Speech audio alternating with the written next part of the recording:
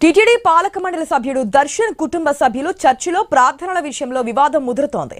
ఆయనపై వెంటనే చర్యలు తీసుకోవాలని బీజేపీ జాతీయ కౌన్సిల్ సభ్యుడు బైరెడ్డి శివప్రసాద్ రెడ్డి డిమాండ్ చేశారు. బోర్డు మెంబర్స్ ఎంపిక విషయంలో జాగ్రత్తలు తీసుకోవాలన్నారు.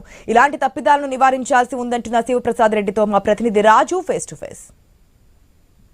సంప్రదాయాలు మంటగలిసిపోతున్నాయి. అన్య మతాలకు సంబంధించినటువంటి వ్యక్తుల ప్రమేయం పెరిగిపోతుంది. రాజకీయ నాయకుల ప్రమేయం కూడా దేవాలయాల్లో దేవస్థానాల్లో పెరిగిపోతుంది. దీంతో హిందుత్వవాదం హిందూ భక్తుల మనోభావాలు కూడా దెబ్బతింటాయంటూ రాష్ట్ర వ్యాప్తంగా కూడా ఆందోళన కొనసాగుతున్న పరిస్థితి కనిపిస్తుంది. ఇందులో ప్రధానంగా చూసుకుంటే టీటీడీ బోర్డులో సభ్యుడిగా ఉన్నటువంటి దర్శన్ వ్యవహారమే ఇప్పుడు రాష్ట్ర వ్యాప్తంగా కూడా చర్చనీయాంశంగా మారుతుంది. ముఖ్యంగా ఆ కుటుంబానికి సంబంధించిన భార్య పిల్లలు కూడా చర్చిల్లో ప్రార్థనలు చేసినటువంటి ఫోటోలు కూడా వైరల్ అవడంతో ఇప్పుడు హిందుత్వం అంతా కూడా మంటగలిసిపోతుందా, హిందువుల మనోభావాలని ప్రభుత్వం ఎందుకు పట్టించుకోవడం లేదు అనేటువంటి వాదన వినిపిస్తుంది. మరి దీనికి సంబంధించి కూడా మనతో మాట్లాడేందుకు బీజేపీ జాతీయ కౌన్సిల్ సభ్యులు శివారెడ్డి గారు ఉన్నారు. సార్, ఏం చెప్తారు అసలు ఇప్పుడు టీటీడీలో జరుగుతున్నటువంటి పరిణామాల మీద మీరు ఏం చెప్తారు?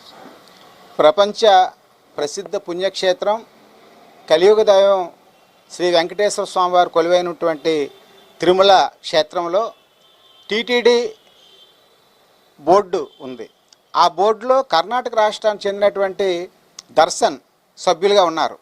అటువంటి దర్శన్ ఈ నెల 3వ తారీఖున గుడ్ ఫ్రైడే రోజు ఆయన యొక్క భార్య ఆయన యొక్క పిల్లలు చర్చికి వెళ్ళి మోకాళ్ళ మీద వంగి మరి ఆ రోజు అక్కడ ప్రార్థనలు చేయడం జరిగింది. ఇది చాలా ఘోరమైనటువంటి చర్య.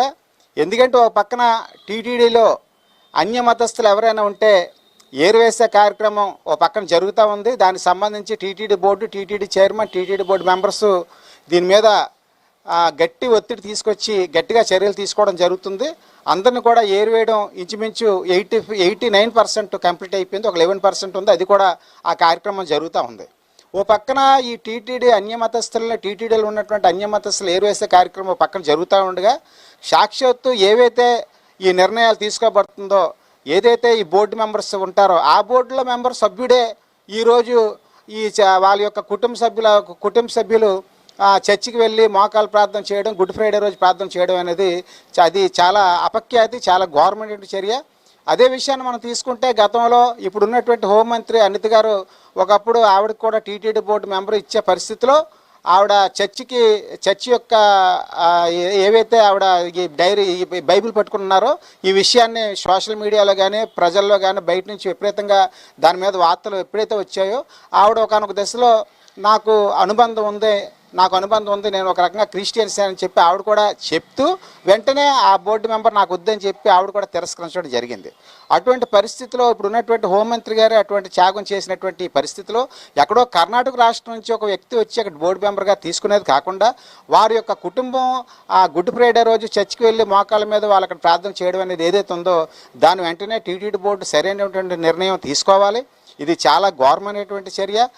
కాబట్టి వెంటనే టీటీడీ బోర్డు వెంటనే ఆ టీటీడీ బోర్డు మెంబర్గా రద్దుపరిచి ఇప్పటి వరకు కూడా టీటీడీ బోర్డు మెంబర్గా నియమించిన దగ్గర నుంచి ఇప్పటి వరకు కూడా స్వామివారి యొక్క దర్శనానికి ఎవరెవరికైతే టికెట్లు ఇచ్చారో అలాగే స్వామివారి యొక్క సేవలు అష్టదాల పాదపద్మారాధన కావచ్చు, తోమాల సేవ కావచ్చు, అర్చన కావచ్చు, నిజపాద దర్శనం కావచ్చు, ఏ సేవలకైనా సరే వారు ఎవరెవరికి లెటర్లు ఇచ్చారో ఆ లెటర్లు నిజంగా పారదర్శకంగా ఇచ్చారా, ఎవరికైనా డబ్బులకి ఏమైనా అమ్ముకున్నారా, అందులో ఏమైనా అవినీతి జరిగిందని చెప్పి వాళ్ళు దాని మీద ఒక ఎంక్వైరీ చేసి నిజంగా అవినీతి జరిగింది అయితే వారిని కటకటాలు వెనక్కి కూడా తీసుకెళ్లాల్సిన అవసరం ఈ బోర్డు మీద ఉంది.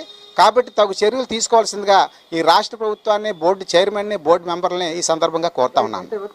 జనరల్గా టీటీడీలో ఆ పాలక మండలి తీసుకునేటువంటి నిర్ణయాలు అట్లు భక్తులకి సౌకర్యాలు కల్పించడం కానీ, ఆలయ అభివృద్ధి కానీ, దేవస్థానం అభివృద్ధి కానీ, ఈ నిర్ణయాలన్నీ కూడా ఒక సందర్భంలో దైవ నిర్ణయాలుగా భావిస్తారు.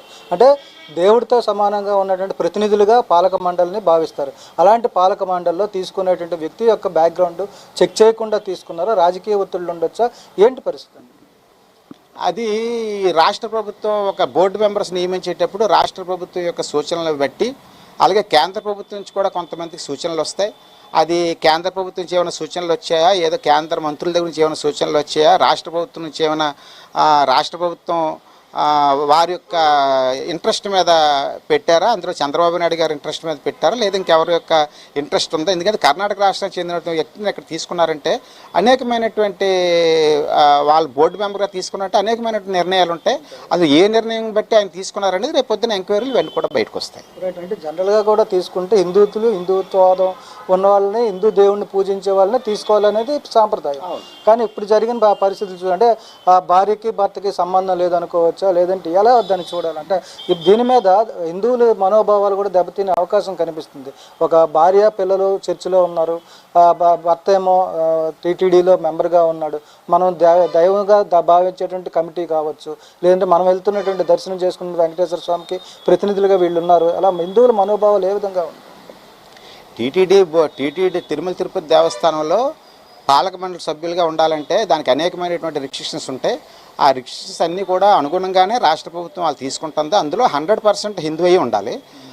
ఇవన్నీ కలిపి తీసుకుంటుంది. కాబట్టి టీటీడీ బోర్డు ఏర్పాటు అప్పుడే సంవత్సరన్నర కావస్తుంది. ఈ పరిస్థితిలో ఇప్పటివరకు కూడా ఆయన మీద ఎటువంటి అలిగేషన్స్ మనకు రాలేదు. ఇప్పుడు భార్య ఫ్యామిలీతో కలిసి ఉన్నారా, లేదా ఇద్దరు విడాకులు తీసుకున్నారా, ఆవిడ సపరేట్గా చర్చికి వెళ్ళిందా, ఈయనకి తెలిసే చర్చికి వెళ్ళిందా, ఈయన తెలియకుండా చర్చికి వెళ్ళిందా, ఇద్దరికి అనుబంధం ఉందా లేదనేది రేపు పొద్దున ఎంక్వైరీలు వెంట కూడా బయటపడతాయి. అంటే ముందు ప్రభుత్వం స్పందించాలి కదా. ఇంతవరకు దీని మీద ప్రభుత్వం అయితే అలా స్పందించలేదు. ఆ కమిటీ కూడా ఏదైతే పాలకవర్గం కూడా ఇంతవరకు స్పందించలేదు. మరి దర్శనాన్ని కొనసాగించడం వెనక అంటే కొనసాగించాలా, లేదంటే ఎలా ఏంటి చేస్తే బాగుంటుంది? అంటే 3వ తారీఖు గుడ్ ఫ్రైడే అయితే ఈరోజు 13వ తారీఖు, అప్పుడు 10 రోజులు అయింది. 10 రోజులు అయినా ప్రభుత్వం ఇంకా స్పందించలేదంటే ప్రభుత్వం స్పందించకపోవడం కాదు, మేము కూడా కూటమిలో ఉన్నాం. కాకపోతే ఏంటంటే బయట ఏదైతే వార్తలు వస్తున్నాయో సోషల్ మీడియాలో కానీ బయట కానీ ఏవైతే వార్తలు వస్తున్నాయో ఇప్పటికే ఆల్రెడీ విశ్వ హిందూ పరిషత్ సాధు సంపత్తులు అందరూ కూడా దీని మీద చర్చించడం, వారి యొక్క మనసులోని మాట చెప్పడం కూడా జరిగింది.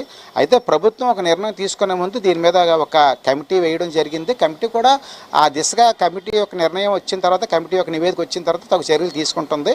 అయితే కమిటీ వేసినట్టు కానీ కమిటీ యొక్క నిర్ణయం గురించి వేసి చేసినట్టు కానీ ప్రభుత్వం ఎక్కడ ప్రచారం చేయలేదు, ఎక్కడ అనౌన్స్ చేయలేదు.